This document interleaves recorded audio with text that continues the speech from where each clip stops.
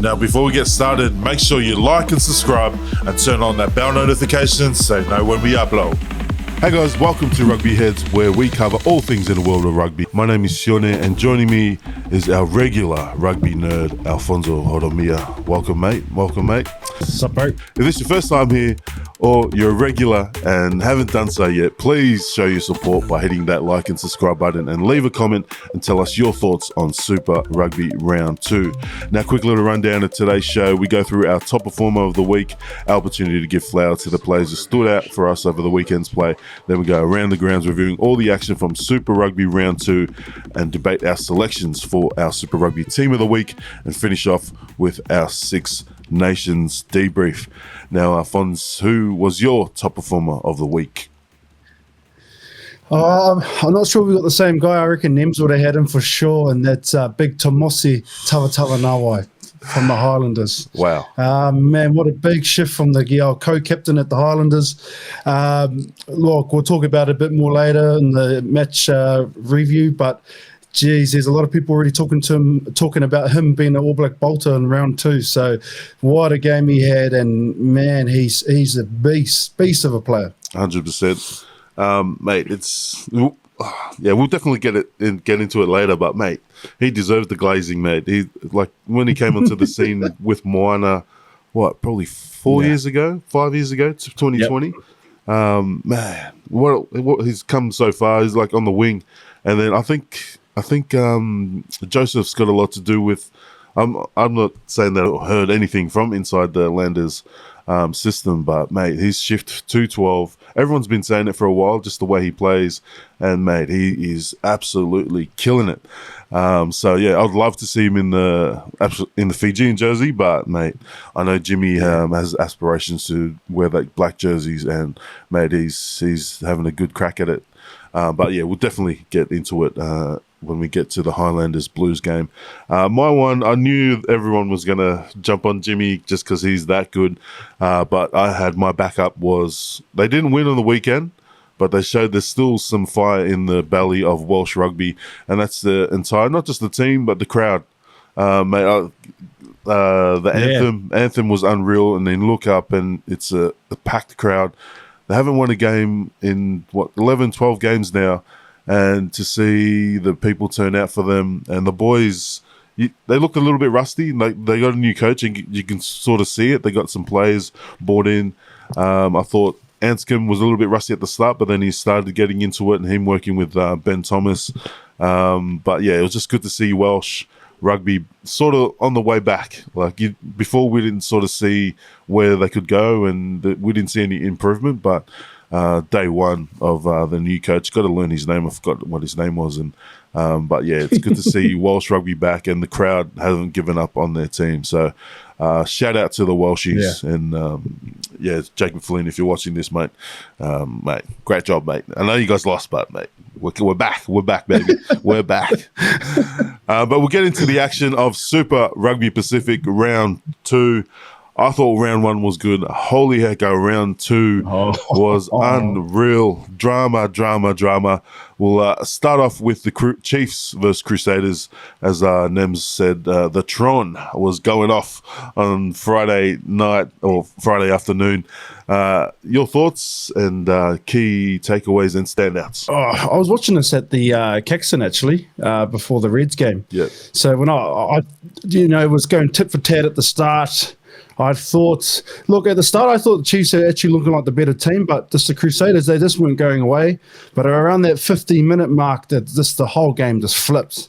And the Chiefs, again, a few of their bench players come on, and the tempo changed. I would say when you talk about the Chiefs' backs and they played well, but I think some of those forwards obviously need some bit of praise at the Chiefs, because they were just giving them that quick ball, and they were just getting over gain line, cleaning rucks, past the ball, and it was giving that clean pill for the backs to use. I think that's the best game Simon Parker, the 6 for the Chiefs, has played. I thought he was amazing. Jerome Brown, he's actually a local boy from Potaruru. Obviously, he's come back from the Brumbies. I thought he played well. as well, and Tupavai was another one. Guys just getting over the gain line, and it's obviously opening up the back line. Guys like Narawa again, and Kuntan Tupaia. What a match from him. He's like another forward again. Gets over gain line, and some of those tries were just amazing to watch. What a great all round game from them. You saw the Crusaders, and you saw some of their leaders, and you could see they were looking around a bit like, when the momentum's all against you, and you're looking around and say, "Geez, we need someone to lean on here." It looked like I've never seen that from the Crusaders team, and God, I wish I see more of it because. Man, it was good to see. It was just good to see some entertaining rugby, to be honest. Yeah, well, you talk about them looking around. I was looking around too. I'm like, fuck, give the ball to 7 races on my fantasy. So I was getting angry. Man. I was going for the Chiefs, but I just wanted my fantasy guys. Yeah. But man, Chiefs showed their class, man, and.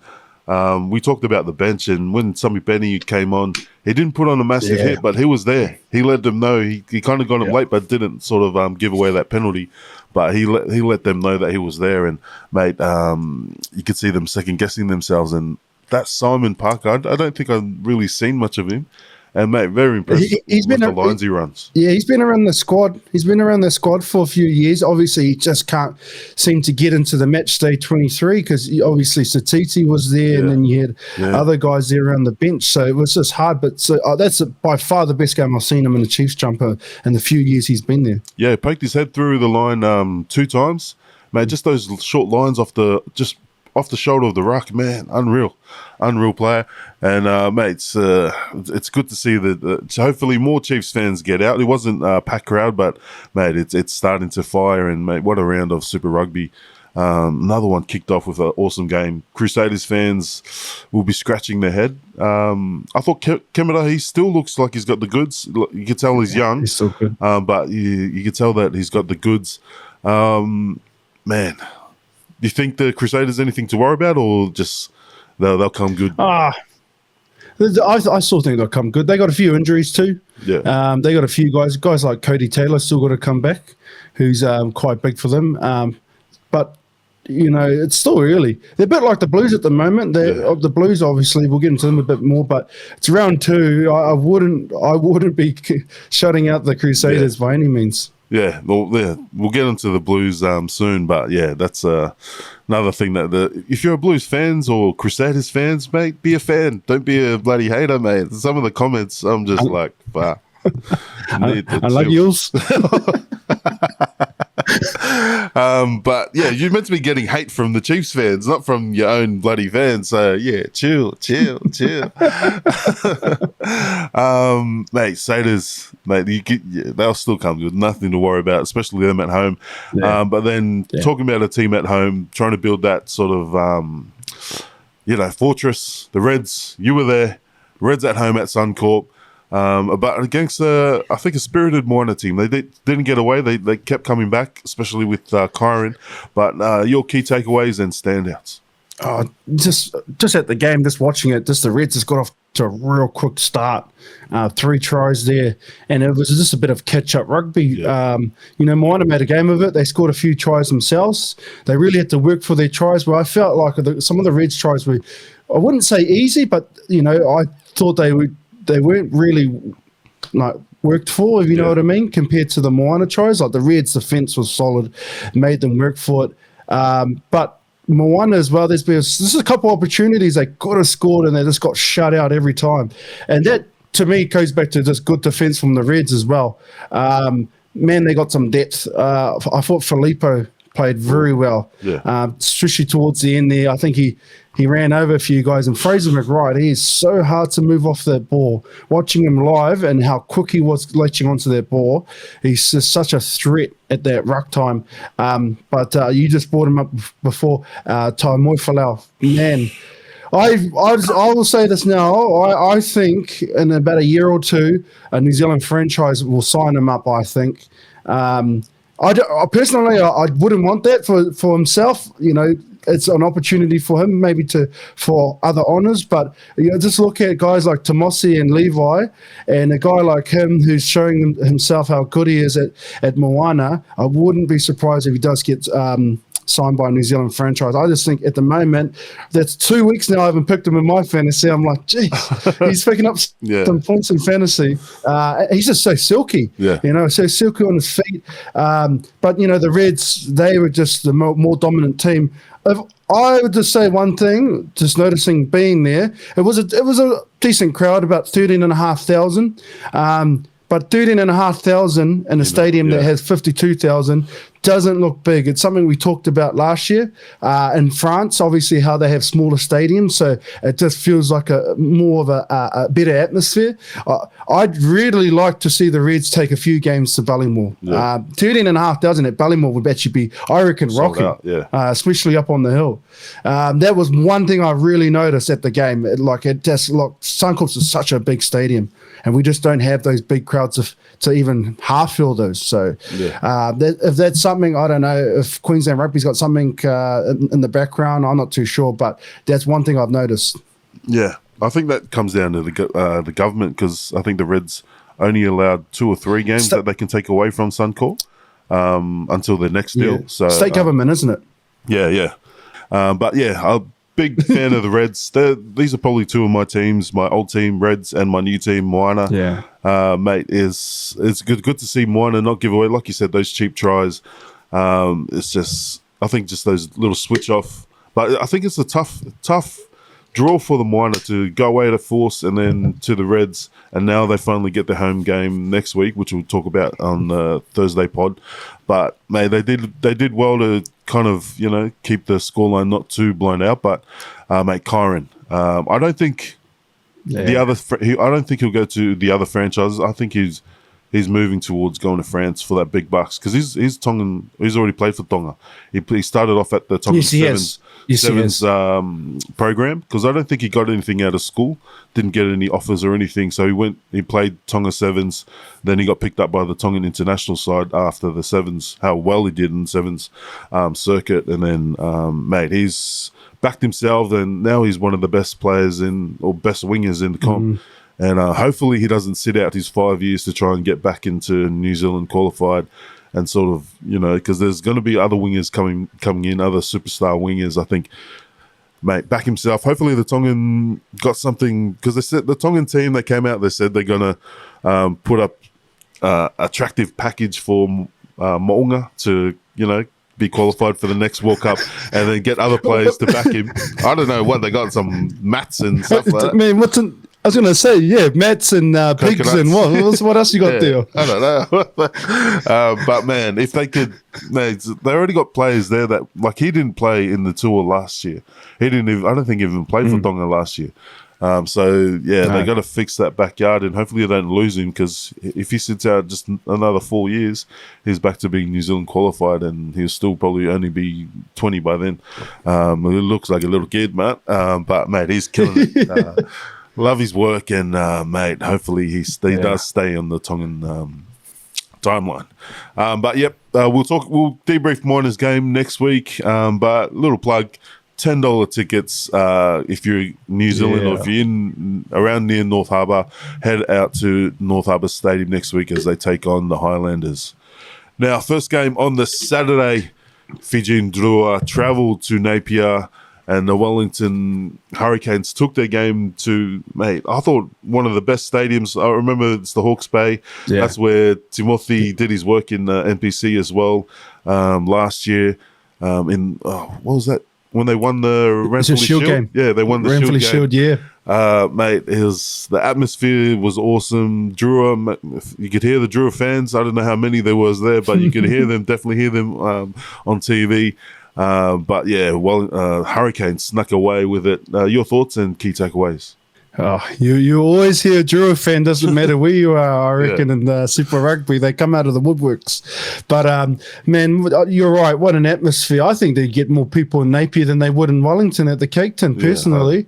And, how good is dry afternoon rugby. It suited the Drua, actually. And I thought the first 45 seconds when Timoci Karifi went over, I thought, oh, geez, this could be a blowout. But the Drua, they just stuck to their guns and they aimed up physically. I think that's the first time I've seen a Drua forward pack. 100. I have to give a huge credit to Murray, the young flanker Murray. I thought he was amazing. I just thought he was so strong and powerful in and around the breakdown. Also at their front row, and Mossy, I thought that's the best game I've ever seen him play in Super Rugby by far. But you got to be kicking yourselves. They let 2 tries slip away right there. They should have scored those 2 tries.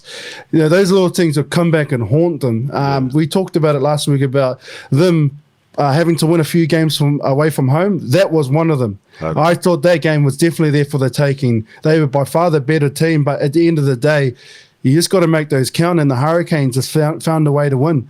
But the Drua, good on their crowd. I talked about in the group chat, man, their crowd's just awesome. They just get up and you see some of the other fans, the Hurricane supporters in the crowd, they were just kind of looking bemused because, they were just upstanding and they weren't sitting down just cheering their team on. And I think more of it. I love it. But I would say one thing, any team in Super Rugby that will keep another team under 20 points will go a long way to winning the comp, because there is a lot of points being scored in Super Rugby. It was a huge scoreline, that was. Yeah, look, a lot of people have said, is defensive, like in the comments, is defense optional in Super Rugby this year? But I think it's the new rules, man. Like, you don't get I think it was this game, or a few of the games where some of the type 5 players took that knee, Freeney's specialty, took the knee to try and get the ref to stop the clock, and ref's just gone, nah, we're playing on. And then old mate's just quickly got up to his feet and then got into the line of defense and play on. I think this is why there's more points, because the big boys are tired, mate. It's tough. Just if you're not next to the ruck and you're a big boy, then in your head you're like, oh, help me get next to the ruck. And that's where those mismatches are coming through. So, mate, it's good to see, and mate, it's entertaining. I'm loving this brand of the product they got at the moment. At first, I was like, "Oh, stop changing our game. It's already mate. It's a lot entertaining now. We still get those scrum battles." I would say this much: I couldn't imagine playing now with those new rules. Nah. I'll be having hands on shoulders, hands on knees. I'd be buggered. I'd be trying to go down everybody 5 minutes for a break. But it's good what the refs are doing. Exactly what you're saying. There's a set piece. That person's not a part of the set piece. Why are we waiting for him? Let's play the set piece already. I think it's just the best thing for our game, just cutting out that sort of nonsense. I don't know if you saw that try though after halftime by the Drua. I think it was Nasilisila, and they ran 80 meters. Yeah. That must be contender for one of the tries of the year. Yeah, mate. You spoke about the Drua defense, just the toughness of the forwards, and that was the first time, like you said, first time I've seen, like in defense. Normally, I think I said it last year. The Drua, they're normally passive and they take the contact, where this one, they were like going forward and trying to take meters in defense. And that's like Murray and Kanaka Vata, mate, unreal. And we all know what Tavatavanawai, I think I said that wrong, but what he can do, the captain there. So, mate, and Moss, massive shift from the big foot. And, mate, it's good to see come back on too. Just the closing out games, I think they need to work on. They did well actually, they didn't do well last week. I thought that this is something they need to work on. That's 2 games they should have won. They should be 2-0 with the Force. We'll get into the Force game after the next one. But, mate, great atmosphere to see. Who's the number 8? Who's the number 8 for the Drua? Yeah, Kanaka Vata. Oh, when I had to laugh when he put his hand up when they were running 30 meters to the try line. Oh, bomb try, man. Oh, no. If he put his hand down, I would have passed him the ball, man. I know. He put his hand up and then he seen the cover defense come and he put his hand back down like, oh, shit. Oh, no. Man. But, mate, great game. I thought Timoci Karifi once again. Another banger, another cracker from him. Did you see in that game?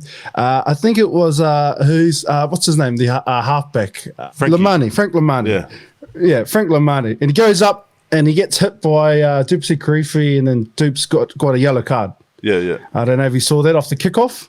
And then I just seen Frank Lamani lying on the ground like it was a murder scene. It's very typical amongst Fijian players when they're trying to sell it to the ref, isn't it? I had to have a little chuckle there. I was like, man, this guy's out. Look at him. When the hands are up like that, then come on, mate. In the Fijian Bollywood, mate. What a game. Man. And love to see more games out in away from the Cape Tin. Just like the Reds. We want to see them away from these massive stadiums. Mate, we'll sport on Saturday. I think 3 of the best games of the rounds. Highlanders hosting the Blues. Emotion-filled start to the game in Dunners. Mate, your thoughts? And how good's O Week down in Dunners? That'd be an awesome atmosphere down at the zoo. There's always pumping O Week down Dunners. But just the game itself... Look, again, I thought the Blues, they started strong. They pushed over for an early try there. But then, again, the Highlanders just would not go away. I actually think I'd say this much. Falau Fakatava, that was the best game I've seen him play in 2 years. I thought he was very good. He set the pace very well. I also thought the Highlanders forwards matched up very well. And just the leadership from... you called it before, Jim Timoci, Tavatavanawai, man, he's just the amount of turnovers he's got just from pilfering. I said it last week, I think, if you don't beat him to the ruck, it is hard to move him off the ball. You got to beat him to the ruck. Otherwise, he's just going to kill you. Finn Hurley, local product out of Otago Boys High, fullback, he played very well. He would have been handy in people's fantasies as well. 2 tries. He is down south. He's actually he's well known down south, down those ways. Not so much to the people outside of Otago region, but he is definitely one to watch out for. Very good player. And I thought again, Caleb Tangitau. Very handy. Look, there's a few of those boys, they were ex-Blues players, him and Talia at centre. They had obviously a bit of a point to prove as well. I know emotions were running high from Conagard and Bishop and all of that stuff before the match, but the Highlanders, that was a big win for them. You could tell after the game, they were just delighted. Auckland's they're still a good team. Auckland will bounce back. They obviously had their 2 losses. And man, they just got too much firepower out wide to not be giving it to those weapons out wide. You got Talia, Barrett, and Clark. Those guys are just too good to not get the ball. I don't know if I question their game plan, but it's very I don't know how you would say what their game plan is at the moment. I thought it was just a lot of directionless stuff happening out there. But I would say the other thing too with the Blues, they turned down 5 penalties, shots at goals. For me, that's a big one. They just keep kicking it to the corner and they didn't get any points out of it. Scoreboard pressure, isn't it? Scoreboard pressure, kicking those penalties. That obviously came back to haunt them. So, look, good on the Highlanders. What a win. And people, obviously, they're always a forgotten franchise in New Zealand where a lot of the other players go. So, good on them. Yeah, Nems called it last week. We all laughed at him, we did the other week when he said England's going to win. Man, what? I didn't actually think they were going to do it. And, mate, just Tangitau, you mentioned Tangitau. When he broke away on that, he did that Fijian sort of just to break through. Man, he is a talent. It's good to see him. He went down to, just like the other boys, for an opportunity. Vikena also at the hooker. He's also from the Blues. And my big one was, you mentioned that, the forwards stood up. Fabian Holland and Mitch Dunshea. I think big shift, especially the big Dutchie in the second half. They weren't going up for those, they were just trying to get ready for the maul every time the Blues got into that corner. And then there was that one towards, I think it was in the last 10 minutes. They never went up to oppose the line out, and this time they went up for a line out. He stole the line out, and they cleared, man. Another one of the clear sort of key turning moments, but it was 2 from Big Jimmy, those big 2 takeaways in the last 20 minutes, especially that one where after he got the turnover, tapped it, and then he kicked the 50-22. Holy hecker, he's got a decent boot on him.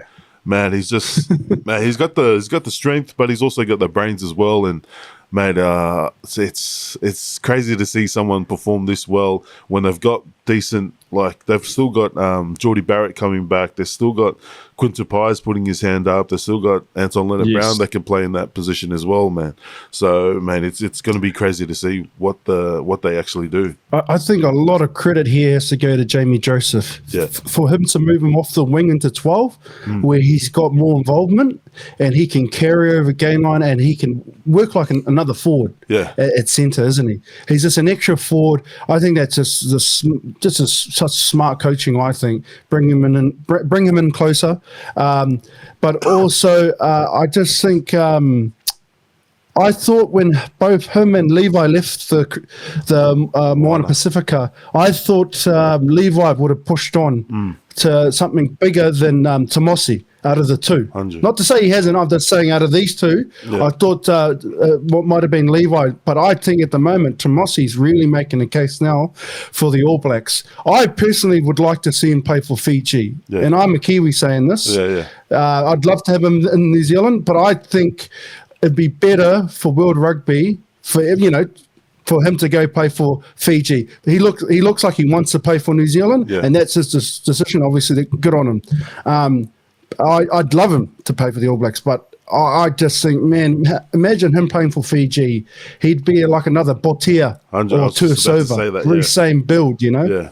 So, mate, and you mentioned Jamie Joseph. It's great to see a coach, getting these players and looking at what they do best. Man, he was on the wing last year and he was topping the sort of turnovers and is just getting him closer to the action. And mate, it's crazy. And the current All Blacks, I don't want to shoot him down, but the current All Blacks are known for not doing that, not picking the best players that are but picking the players that they want. And I feel like I don't feel like they would pick someone like Jimmy, because that's not the sort of player that they sort of mold go for. They want, isn't it? It's not the mold they sort of go for. So, man, that might not go in his favour. But if we keep calling it out, maybe he's gonna pick him. So we'll see what happens. But mate, just for Jimmy, if he wants to play in the black jersey, I'd love for him to get in the black jersey and not just the one game and then push him to the side and go on for 5 years like the rest. I'd like to see him have an actual crack at giving him at least 4 games to get into it, and if he, rather than the 50 seconds off the bench and then never again. So, and that's what I'm worried about is a few games, and then he's got to have a 5-year stand down period. You've seen it already. Obviously, Fakatava could still play there. There's a few other players. Peter Gastoikula. Yeah. He went to France and only played 1 or 2 test matches. So, I really like to see, if he does commit, obviously, they're picking him and not obviously do it's so hard, isn't it? It's hard for players when they're in that sort of predicament. So it'd be interesting to see. Yeah, and mate, they had to do it. I'm not going to say the ref was horrible, but mate, it felt like there was 16 players there for the Blues, because some of those calls, I think Force got the same sort of treatment as well. Like the Highlanders and Force, they sort of get that treatment that sort of the tier 2 teams in international get. Like the refs always just looking at them, trying to look for penalties, just everything. But mate, they made it work, and the Force made it work. We'll get into that soon. But man, unreal for the Highlanders to get it done. First game at home, mate. Hopefully, more of the fans that didn't head out and watch it at home, get out to the next home game at Dunners, pack it out, and mate, it's good to see Super Rugby firing. But we'll get into the last game. This game would have ended anyone's multi that was still alive. The Force travelled down to the capital. They got dusted 2 weeks ago in this same game. I know preseason's not much, but they got absolutely dusted in the preseason trial. Brumbies failed to get out of second gear, and the Force made them pay for it. Key takeaways and your standouts. Oh, you just said it there. They were slow to start. 3 quick tries from the Force, and they were playing catch up. Yeah. And that Force team. I know they've had a lot of big signings in the off season, but man, that team right now at the moment, they're winning games where in the past they would have faded away in the last 5-10 minutes. And they've actually, that's 2 weeks now, they've won it late at the end. And you got to give them praise. I mean, you would say they're a bit like the Highlanders. They're like the forgotten franchise in Australia. Yeah. They're out west, and people don't really talk about them much. And there's a few guys I like to mention. I thought Darcy Swain. I thought he played very well at lock, and I thought Dylan Peach. Yeah. Very, very strong carrier. He's been very good for them. Him and Harry Potter, of course. Donaldson's got to have a big mention. He's just goal kicking as well. He does not miss many goal kicks, so he's quite vital. He exits well, and they just have a solid platform. Williams, obviously another great player, and he's the Sydney boy that's gone out west, and he's playing very good rugby as well. They did have a bit of a lapse before halftime. The Brumbies scored before halftime, and they scored 2 quick tries after halftime when I think someone was in the bin around that time from the Force. But the Force didn't go away, and they just carried on doing what they did. They did look like the better team on the night, and you saw it. I thought the Brumbies are just very, very, I wouldn't say slow, but just a bit just lethargic in a lot of the things they were doing. Yeah. They getting pinched that line out as well. But I saw after the game, and it's the ex-Brumbies boys at the Force. You could see what it meant for them. Yeah, Darcy Swain, Isaac Vines Lalawasa, our good mate, even Nick White. You could see after the game how much it meant to them. It's 5,060 days they haven't won in Canberra. What a huge shift. Oh, no one had them. It really threw out my tips were buggered. Yeah. The whole week. There's just upsets galore everywhere. So, what a great week. Yeah, man. And, mate, it's... I said it a few times, but I struggle to see where the Brumbies go from now, like this season. Like they still got the players. They still probably do well on the field. But I'm just looking at the crowd. There's like 10 people. They haven't lost the game at home in, I think this is their first loss at home in 11 games. And the people aren't turning out. So, they wonder why they don't get a game during the Lions series. They wonder why they're not getting a game during, the World Cup. But the people just aren't turning out. People aren't turning out. Like, you keep complaining online, but it's just ugly to see. Brumbies are our best team for the last however long, and they're just not getting the supporters there. Yeah. Like the Reds, we eventually come, but we've gone through some trauma the last few years. But mate, we're on our way back. But the Brumbies haven't been struggling. Like, they're always in the semis. They're always in the top. They've been leading the way for us. And, man, I'm just calling out to anyone that's listening from Canberra. If you actually want a rugby team, then, because last year it came out that they're struggling for money as well, just like the Rebels were. And then I think Rugby Australia had to step in. So, mate, you got to get behind your team, mate. And the Brumbies lost. You could see that the Brumbies were just off this game. They were just off, and mate, they'll be back. It's just, but it was good to see Force win too. That was unreal for them to be second on the table now. I would say one thing: they miss Rob Valentini. Yeah, true. I think that's a big miss for the Brumbies. He just brings a extra punch in that back row there. Yeah. He carries hard, and I felt like they just missed that a little bit. I didn't think they got bullied, but I just think they missed a bit of punch. Yeah. Obviously, at 10, Lola Seal's injured as well. Yeah. So that's obviously another thing there too. But that shouldn't be an excuse because they had 13 players to Force, and they still managed to win the game. So you can't blame that. And there was a lot of, obviously, we're not going to talk too much about the rest, but there was a few dodgy decisions.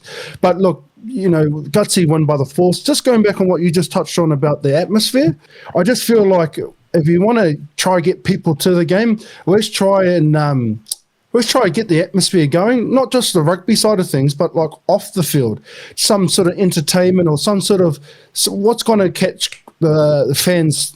I want to go to the game this week. I want to, how am I going to get a fan to GIO Stadium in Canberra on a Saturday night, so that's something that rugby needs to work out. Obviously, it's just how do you entice? I know New Zealand, like the Chiefs had a party atmosphere before the Crusaders game.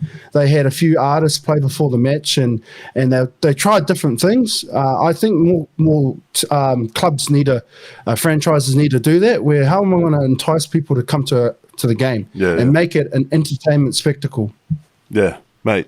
But yeah, also don't always put it on the club. If you're a fan, be a fan. Get out and support the boys. Get out and support the players.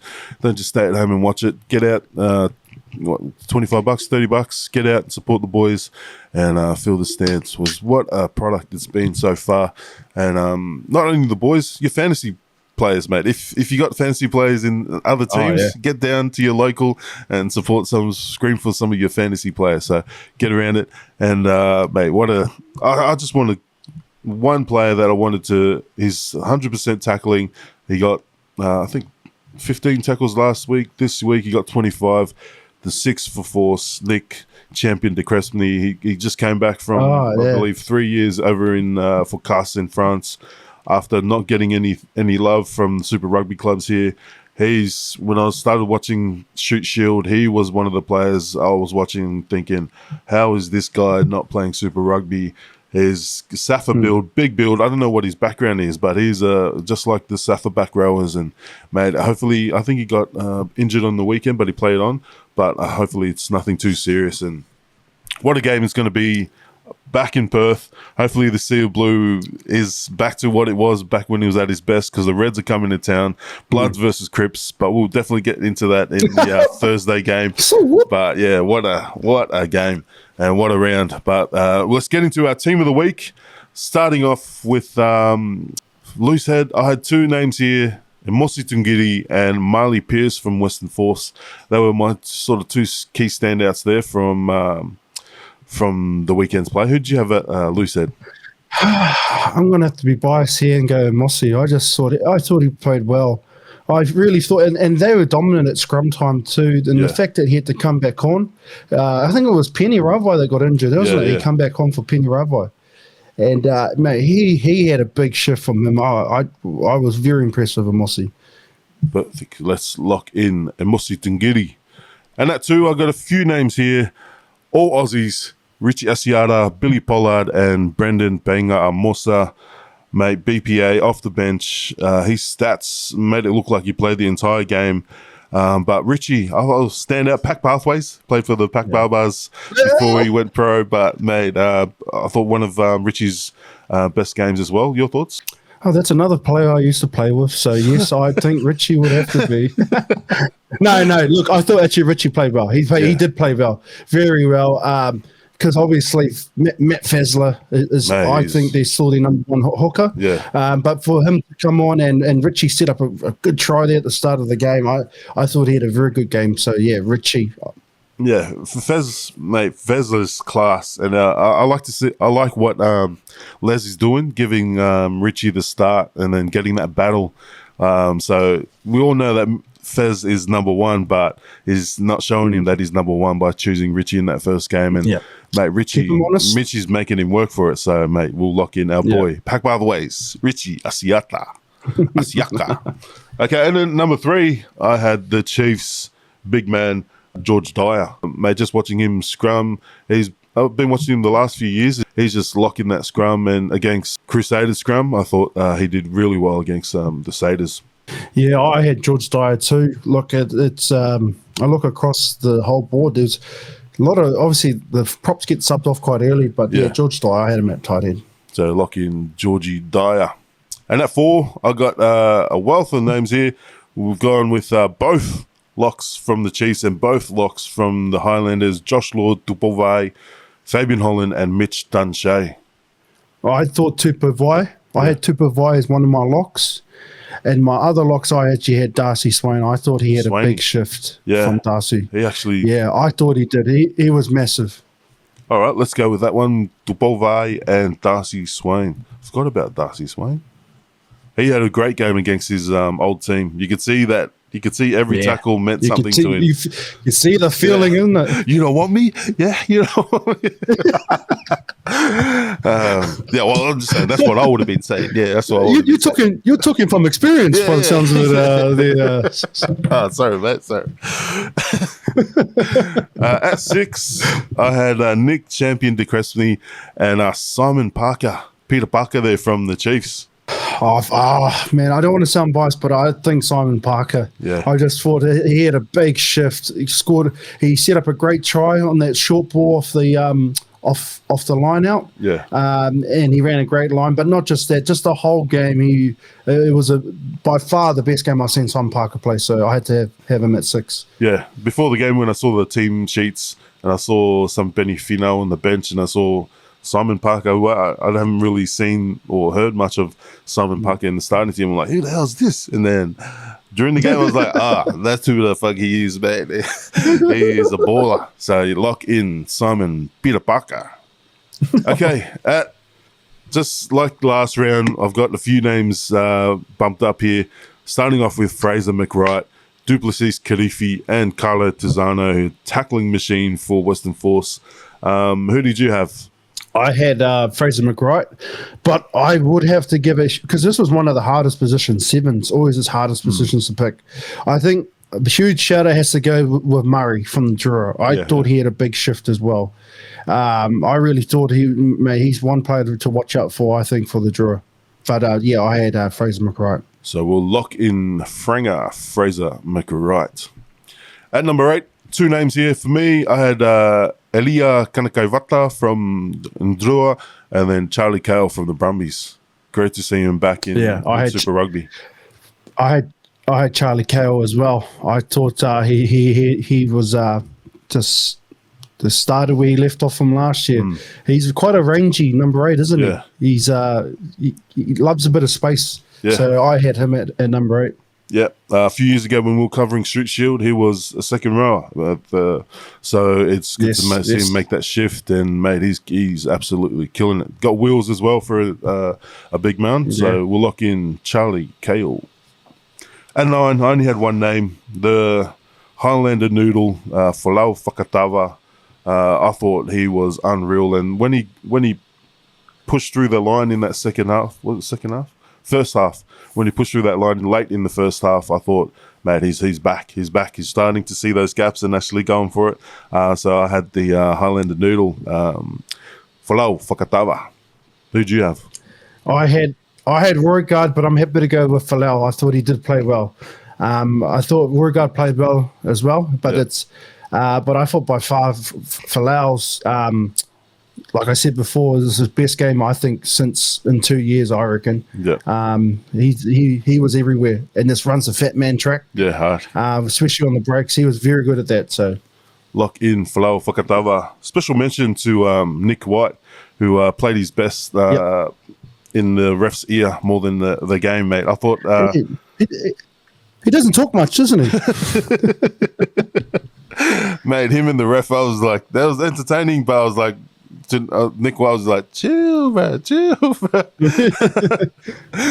That's what he does well. You know, as much as an opposition person, like fan watching, you get frustrated, but he's doing his job. He's keeping the ref honest, and that's what halfback's got to do. I could feel it too, because he was getting hit off the ball and stuff, and he was like, ref, and I was like, he's actually right, man. Ref, are you gonna do anything? But mate, it's just another part of the game that's entertaining to watch. Shout out to Nick White, mate, Hollywood, the producer. Okay, at number 10, fly half, another 3 that stood out for me: Josh Jacob, Tom Liner, and Harry Godfrey. Ooh. I actually had someone different altogether. I had Ben Donaldson. I forgot about Dono. Just like Australian rugby, you forget about the Force. Yeah, Dono was actually amazing. The poor Force. Not to say those other guys weren't amazing. I thought Harry Godfrey played amazing. Yeah. I had him on my bench, which pissed me off, so I got no points of him. Dono was... mate. No, I had him, and then I also... Josh Jacobs, I thought played very well the whole game at 10. But I just think Donaldson, just his game management against the Brumbies, I thought was very good. He's got a big boot and it gets him out of trouble. Yeah. So I had to go with Donaldson. And we didn't have him last week, so.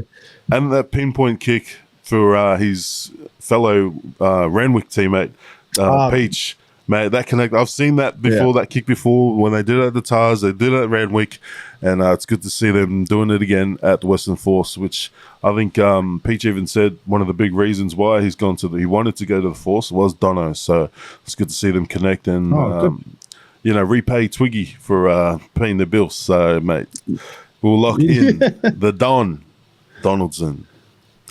On the wings, I had Filipa Dungunu and Corin Tomoefalau, both similar stats, around about 100 run meters and 3 line breaks each.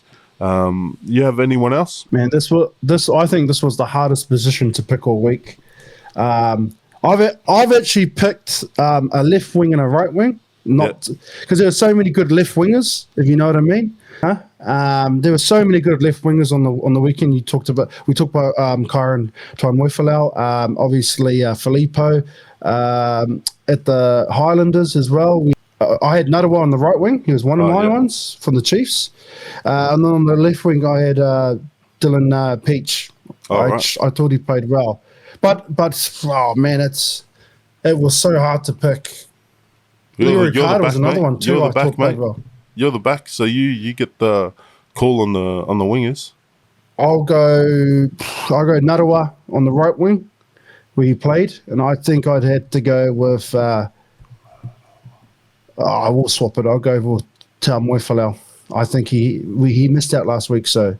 Corin Taimoefalau. All right, locked in our wingers, Emori Narawa and Corin Taimoefalau. At 12, I had Big Jim, Tavatavanawai, and Quintupaya. Oh, yeah. That was the easiest to pick, the centers. They both, I thought, were man of the matches for both games. Oh, I thought they were both 12. So, I had them at 12 to fight it out. Yeah, Anton was 13. Geez.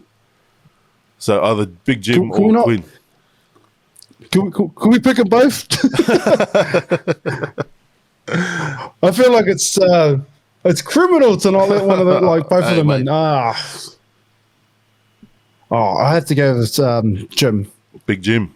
I think Jim, but man, Quinton Tapia, for his 50th game, he put his hand up too. We'll lock in Big Jim. I got no one at 13, sorry, because I actually had them both picked at 12 and 13. All right, so we're going to go with my one then, Balin Sullivan. Yep. Which I thought his defense was more standout. We all know his attacking flair, but I thought his defense against the Fijians was unreal for the local boy from Napier, Balin Sullivan. And at 15, mate, no surprise, I just had one name, D-Mac. D-Mac. I actually had Finn Hurley from the Highlanders. Yeah, the D-Mac 2.0. Bit more like, I reckon, Jeff Wilson with a bit of a chip and chase on him. Look, D-Mac did play well. To be honest, I think Finn Hurley. I think he scored an amazing. He scored two amazing tries actually, and he was just everywhere. His work rate. He's just getting involved. I just think, I only say it because D-Mac, you always expect a good game from him. You know, those sort of players that he just plays so well that he's gonna. So I just think Finn Hurley. Let's lock in Finn Hurley. He did well. Hiccup on that first kick, but then the rest of the game was pretty spick from Finn Hurley, and mate, no doubt you'll help the algorithm with all the comments saying where is D-Mac. So we'll lock in Finn Hurley. I think they're going to say where's Quinton Tapia. I think there's going to be a lot of those comments, I reckon. But let us know how we did in the team selections in the comments, and that's our team with locked in Finn Hurley at 15 to finish off our team. Now, quick little Six Nations, Wales versus Ireland. Wales almost did it at home. Your thoughts on the game against Ireland? Yeah, I watched the highlights yesterday. Yeah, and look, I thought Wales played very well. and they were right in that game till the very end. Obviously they lost, but I'm not going to be critical like I've been pretty ruthless the last few weeks. I think they really played well. Their forwards aimed up. Yeah.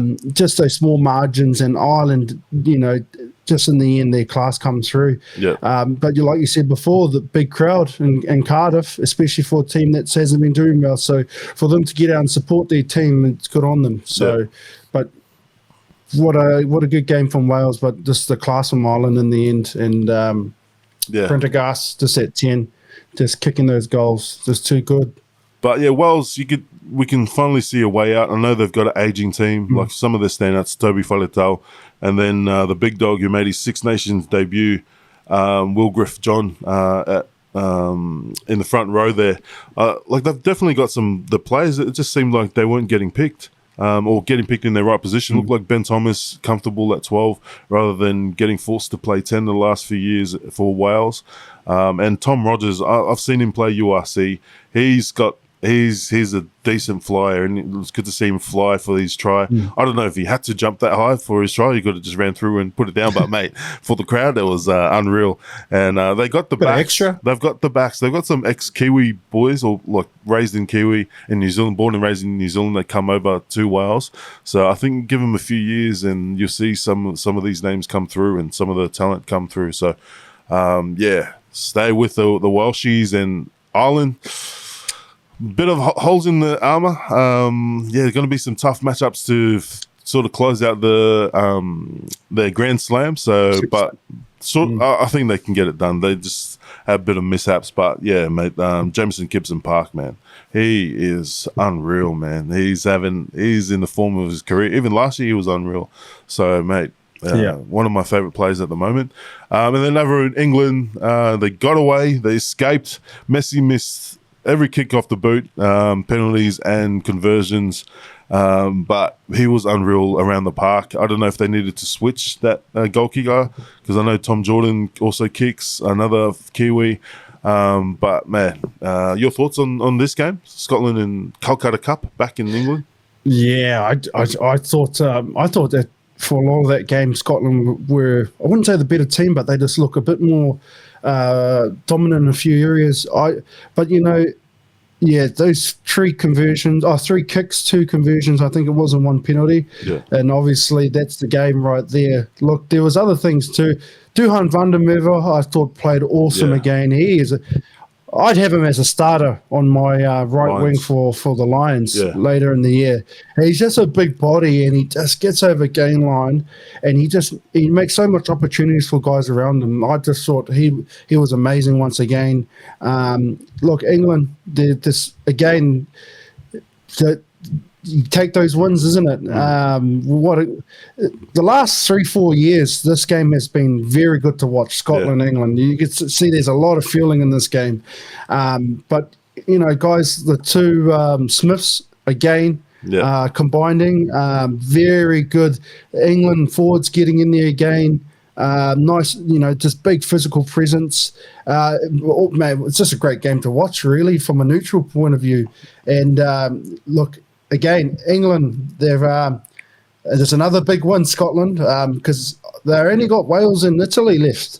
So it's going to be interesting, these last few weeks of Six Nations, how it's all going to unravel. It's just England and Ireland, again, you take those wins. They might be a bit scrappy, but a win's a win. It's all about winning at this time with the Six Nations. So Scotland, unlucky there. And England, I feel like, France, I felt like France beat themselves when England won, and I feel the same here. Scotland beat themselves here.